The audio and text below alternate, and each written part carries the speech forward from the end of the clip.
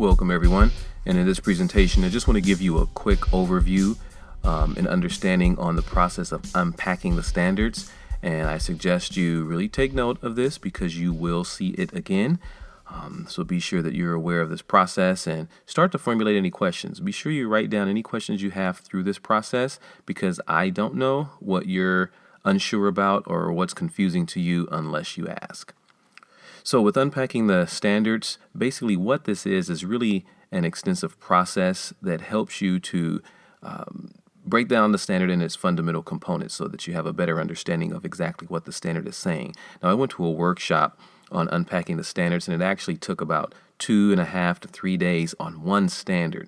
Now, of course, we're not going to take that long and spend that much time laboring over this, and it's probably overkill doing that. But I do want to give you an understanding and help you to really demonstrate how much you know about the standards. So it breaks that down. It demonstrates your understanding. It helps you to really dissect the standards so that you have a good understanding of what it is suggesting, what it is stating, and what it is expecting of the student.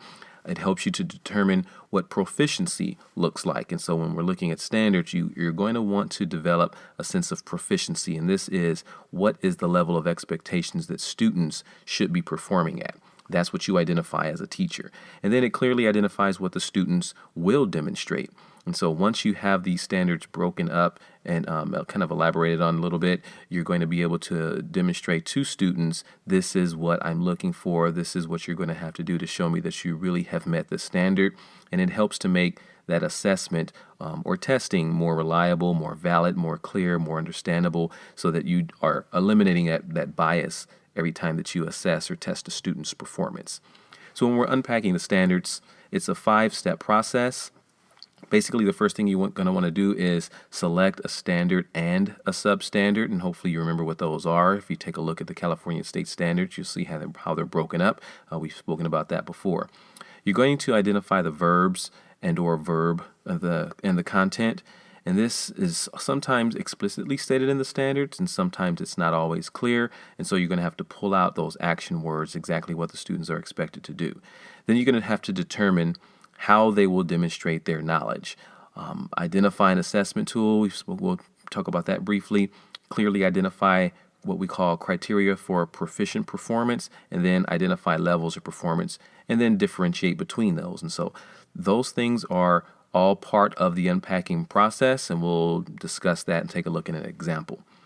So if we were to look at standard number 1, the overarching standard is students demonstrate the motor skills and movement patterns needed to perform a variety of physical activities.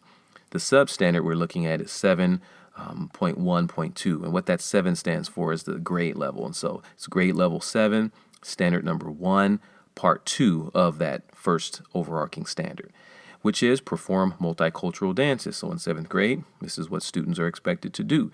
We don't know what those dances are. The standards are general enough that you as a teacher can be more specific and detailed in your class that, for whatever's comfortable for you to meet that standard, you're able to do. So reveal all the expected content, know what students should be able to do, how they should be assessed. And so if we're looking at this standard, we identify the verb or verbs. Verb in this one is perform. Very simple, very straightforward. Identify the level of proficiency. It's not stated in this standard. Sometimes it will tell you or give you a guideline as to what the student should do or how they should be able to do it. It's not stated in here. We're going to have to fill that in as a teacher. Then identify the skill or content to be performed. Simple. It's a multicultural dance, and so students will be doing that as it relates to the standard. So that's step 1 in unpacking the process. That's all you need to do. Looking at step 2, determine the evidence that students need to generate in order to demonstrate that they've learned the content. And so if we're looking back at that multicultural dance standard, here, this is pretty much restating what that standard is. Students are going to need to perform a multicultural dance.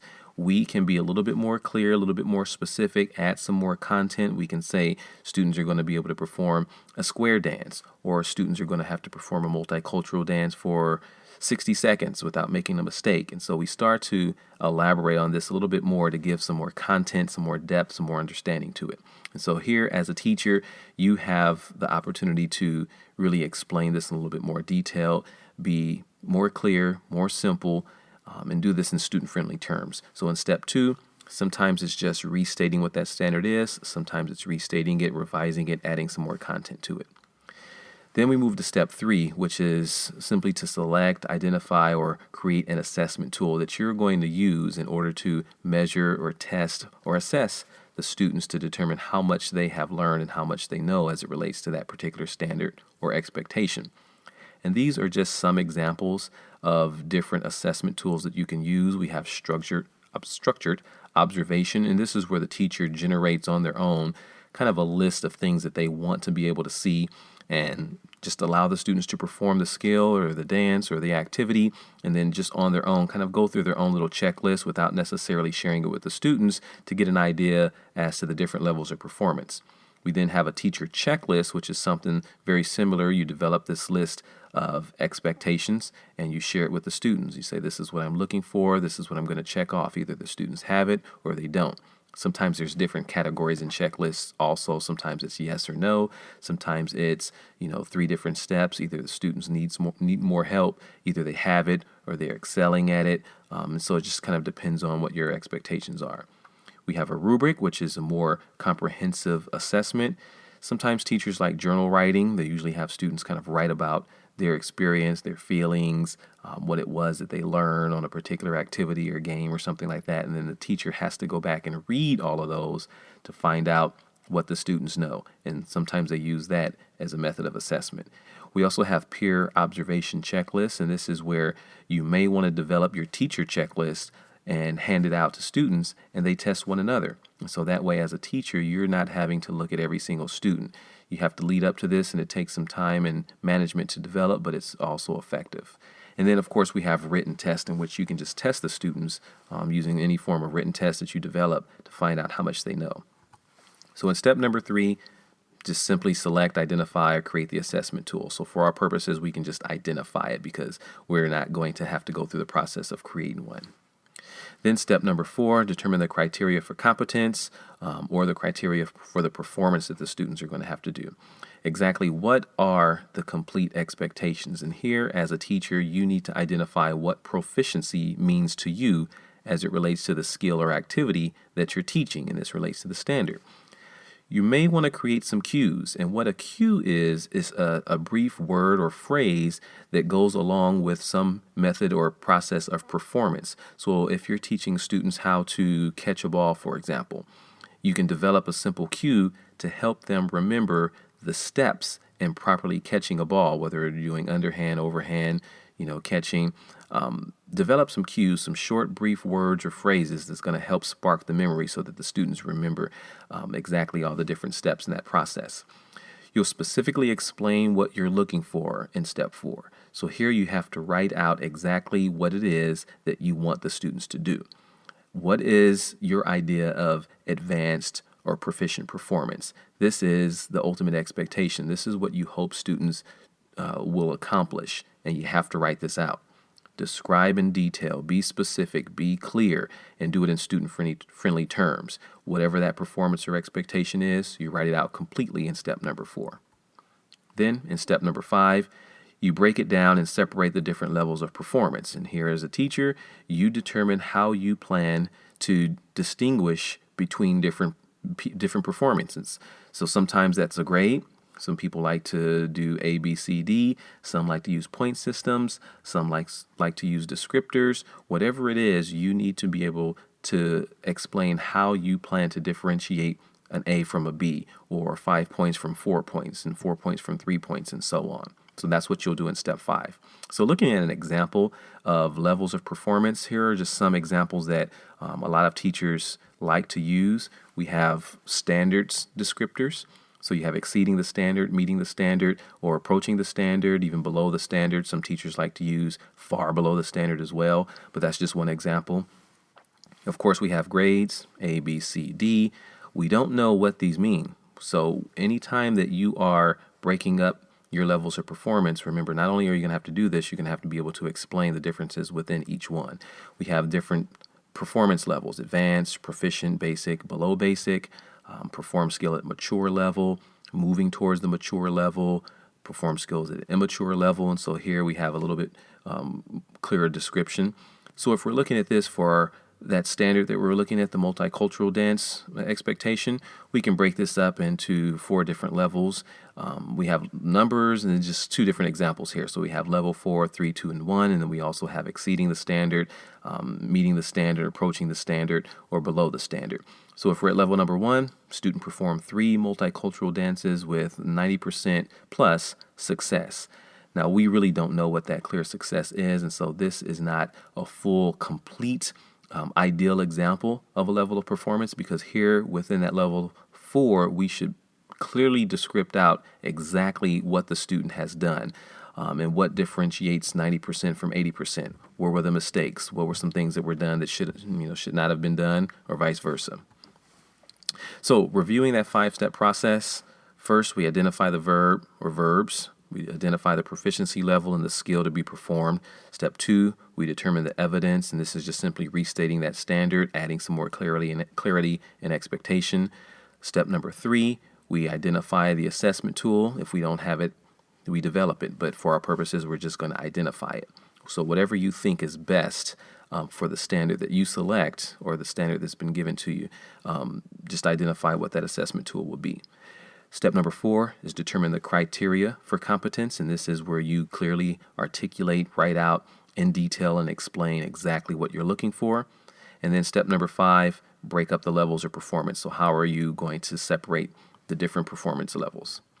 So if we're taking a look at another example, let's take a look at standard number 1, and this is grade number 1. So 1, 1, 3. So grade level number 1, standard number 1, standard part 3.